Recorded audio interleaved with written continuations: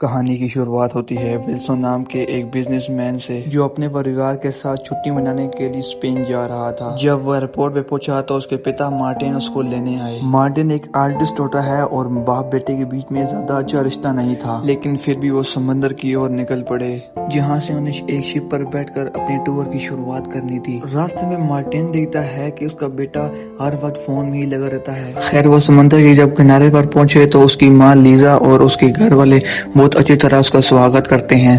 Dinner के दौरान भी विल लगातार अपना फोन ही चलाई जा रहा था, जिसे देखकर मार्टिन काफी चिढ़ गया और अगले दिन मार्टिन अपनी फैमिली के साथ समुद्र में कश्ती लेकर निकल गया। पर यहाँ पर भी विल अपने फोन पर ही बिजी था और इसकी लापरवाही की वजह से इसके भाई जॉश की गर्लफ्रेंड डारा को चोट लग गई।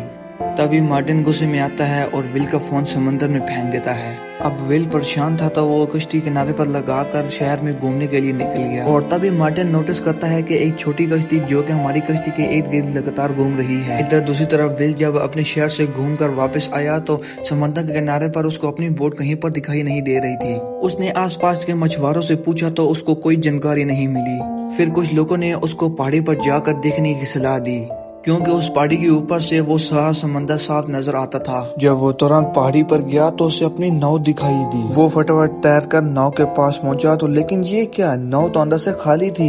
ये देखकर विल का दिल टूटने लगा क्योंकि उसको लगता था यहाँ पर कोई ना कोई तो दुर्घटना हुई है। अब विल बिना समय गवाए शहर के पुलिस डिपार्टमेंट में पहुंचता है और वहाँ से मदद मांगता है, लेकिन वहाँ पर किसी ने इसकी पुकार नहीं सुनी। और जब विल ने अपना पूरा नाम बताया तो फिर तब वहाँ पर हलचल हुई और सब पुलिस वाले तुरंत काम पर लग गए। थोड़ी ही देर में पुलिस वाले और विल वहाँ पर पहुंचे जहाँ पर विल की नाव खड़ी हुई थी। अचानक विल ने देखा कि पहले से ही वहाँ पर कोई आदमी इसका इंतजार कर रहा था और तभी विल को एहसास हुआ कि यहाँ पर कुछ तो गड़बड़ है, इसलिए वो पुलिस से बचकर वहाँ से भाग निकला। पुलिस वाले भी विल का पीछा कर रहे थे तो आखिरकार पुलिस वालों ने विल को पकड़ ही लिया। तब मार्टिन ने वहाँ पर आकर विल की जान बचाई। मार्टिन ने सभी पुलिस वालों की धुलाई की और वहाँ से विल को लेकर फरार हो गया। रास्ते में मार्टिन ने बताया कि मैं कोई आम आर्टिस्ट नहीं हूँ, मैं सीआईए एजेंट हूँ। वो पिछले 20 साल से सीआईए के लिए काम कर रहा था।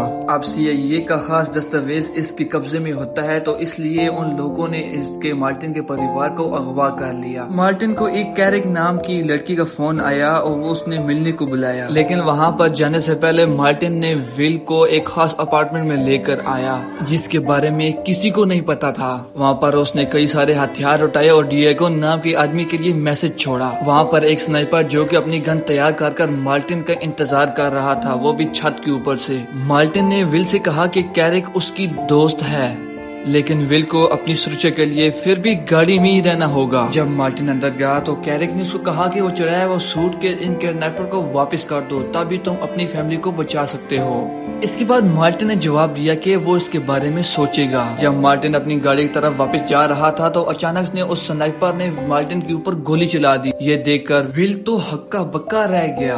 उसने तुरंत अपने पिता को उठाया तो उस पर भी गोलियां चलने लगी। विल ने तुरंत मार्टिन के कुछ हथियार और फोन निकाला और पास ही कई सेफ जगह पर छुप गया। तभी फोन बजा तो विल ने फोन उठाया तो कुछ आदमी उसको टॉम नाम से बुला रहे थे, पर उनके पास ये सब सोचने का टाइम नहीं था क्योंकि पुलिस चारों तरफ से गोलियां बरसा रही थी। इसी गोलीबारी में एक स्नाइपर ने पुलिस वाले की हत्या कर दी और पुलिस वालों को लगा कि ये विल का काम है। और वो जैसे तैसे भागकर वॉशरूम में घुसा और वहाँ पर शांत होकर सोचने लगा कि आगे क्या होगा। पर वो तुरंत एम्बेसी से मदद मांगने के लिए पहुंचा। वहाँ पर भी कुछ स्पेशल एजेंट से बात करने के बाद भी कोई फायदा ना हुआ। असल में एजेंसी वालों के पास मार्टिन श्योर नाम के आदमी का कोई रिकॉर्ड नहीं था। बाकी उसने विल से कहा कि उसके ऊपर पुलिस वाले की हत्या का आरोप है, इसलिए सिर्फ हम तुम्हें एक वकील दे सकते हैं। तभी विल को बताया गया कि नीचे उससे कोई मिलने आया है। जाकर उसने देखा तो उसके पिता की दोस्त कैरिक उसका इंतजार कर रही थी। फिर उस कैरिक ने इस मार्टिन की बचपन की ऐसी ऐसी बातें बताई कि जो कि सिर्फ मार्टिन की खास दोस्त को ही पता हो सकती ही। वो कहती है कि मार्टिन को मैंने ही मरवाया है क्योंकि मार्टिन ने उसको धोखा दिया था कि वो विल को सब सच बता देगी। तो विल उसकी गाड़ी में आकर बैठ गया। कैरिक ने कहा कि मार्टिन ने सूटकेस चुरा कर गद्दारी की, इसलिए हमें उसकी जान लेनी पड़ी। अब कैरिक चाहती थी कि विल उसकी सूटकेस ढूंढने में मदद करे। ये सुनकर विल ने तबीयत खराब होने का नाटक किया और वो गाड़ी से बाहर निकलकर भाग निकला। घंटों को चकमा देकर वो फटाफट से भाग गया और एक बस में जाकर बैठ गया। और फिर इसको किडनैपर्स का फोन आया और किडनैपर्स ने इसको सूटकेस की मांग की और इसकी माँ को जान से मारने की धमकी देने लगी। खैर जब विल ने मोबाइल को देखा तो डिएगो नाम के आदमी को बार बार कॉलें गई हुई थी, इसलिए उसने डिएगो से मिलने का फैसला किया। जब विल डिएगो के घर पहुंचा तो वहाँ पर पहले से ही एक कातिल उसका इंतजार कर रहा था। अब विल को अपनी जान बचाने के साथ साथ वहाँ पर एक लूसिया नाम की लड़की की भी जान बचानी थी। अब उस कातिल का काम तमाम करके विल ने उस लड़की को बताया कि वो डिएगो से मिलने के लिए आया है, जिस पर लूसिया ने बताया कि विल उसके अंकल हैं, मैं तुम्हें उसे मिलाने ले चलूंगी। जब ये दोनों डिएगो के घर पहुंचे तो उसने देखा कि हमसे पहले ही किसी ने डिएगो की हत्या कर दी। विल को कुछ देर में किचन से कुछ आवाज सुनाई थी तो वो छुपके से देखने लगा कि वहाँ पर कोई और नहीं, कैरिक थी और उसका एक साथी था। विल को देखकर कैली ने कहा कि हमको सिर्फ डिएगो से कुछ इन्फॉर्मेशन चाहिए थी, लेकिन उसने बताने से इनकार किया तो हमें मजबूरन उसको मारना पड़ा।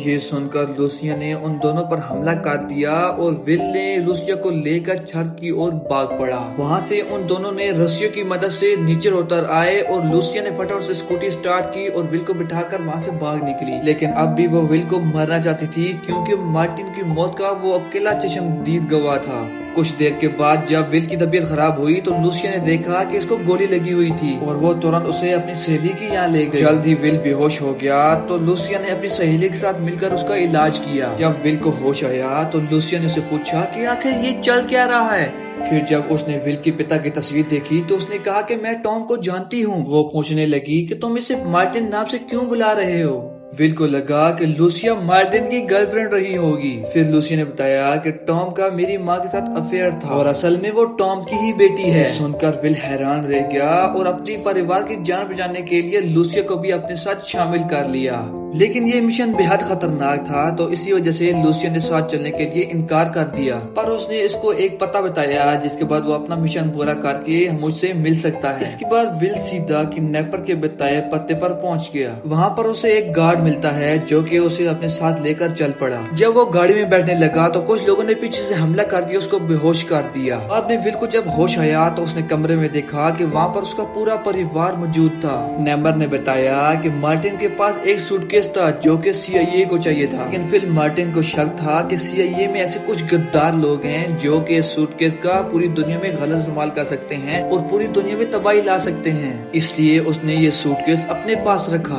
और फिर उसकी हत्या हो गई। तो फाइनली वो सूटकेस कैरियर के हाथ में था। फिर किडनैपर ने कहा कि हम तुम्हारी परिवार को तब रिहा करेंगे जब तुम्हें वो हमें सूटकेस ला कर दोगे। फिर कुछ गुंडों ने उसको जाकर रोड पर फेंक दिया और विल वहाँ पर गया जहाँ पर उसे लूसिया मिलने वाली थी। वहाँ पर उसने कैरिक को पकड़ने के लिए लूसिया से मदद मांगी और फिर लूसिया ने अपने साथियों को बुला लिया। विल ने कहा कि वो अपने क्रेडिट कार्ड का इस्तेमाल करेगा और जल्दी इसकी भनक कैरिक को लग गई और फिर कैरिक खुद ही चलते हुए मेरे पास आएगी और फिर वो कैरिक को पकड़कर उससे सूटकेस छीन लेगा। विल ने अपने प्लान के मुताबिक अपना क्रेडिट कार्ड उस बार में इस्तेमाल किया और जल्दी कैरिक के वहाँ पर गुंडे आ गए। उन्होंने जल्दी विल के साथियों पर हमला कर दिया, लेकिन विल की भी कुछ टीम काम नहीं थी। जल्दी उन्होंने कैरिक के कुछ खास गुंडों को दबोच लिया। बाद में उन लोगों ने उसके ऊपर खूब अत्याचार किया और कैरिक की जानकारी लेने की कोशिश की, लेकिन फिर भी उस गुंडे ने मुंह नहीं खोला। तो तब विल समझ गया कि उसको पीटने से कुछ नहीं होगा। बाहर आकर अपनी टीम से उस गुंडे को रिहा करने के लिए कह दिया। वो जानता था कि वो रिहा होते ही सबसे पहले वो कैरिक के पास जाएगा और हुआ भी कुछ ऐसा ही। उसका पीछा करते हुए विल और उसकी टीम एक बेसमेंट में आ पहुंची। तभी उसको पता चला कि कैरिक उस सूटकेस को बेचने की डील करने वाली थी। अब विल धीरे से कैरिक की ओर बढ़ रहा था और लूसिया गाड़ी में बैठी हुई थी और तभी उन किडनैपर्स की गैंग वहां पर पहुंची और लूसिया को जबरदस्ती बंदी बना लिया और वही किडनैपर उस विल से सूटकेस की मांग करने लगा। ये सुनकर कैरिक चौकन्ने हो गई थी और उसने सामने वाली पार्टी पे गोली चला दी थी।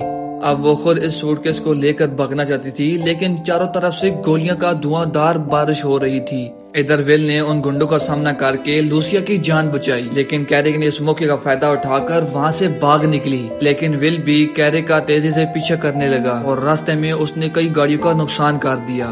तभी एक चौराहे पर विल उसकी गाड़ी को टक्कर मारने ही वाला था तो कैली ने अचानक से अपनी गाड़ी को मोड़ दिया। विल की गाड़ी सीधा जाकर एक शीशे से टकराई। तभी कैरिक ने अफरा तफरी मचाने के लिए आम लोगों पर गोली चलानी शुरू कर दी। जैसे ही विल वहाँ से भागा तो कैरिक भी उसका पीछे करने लगी।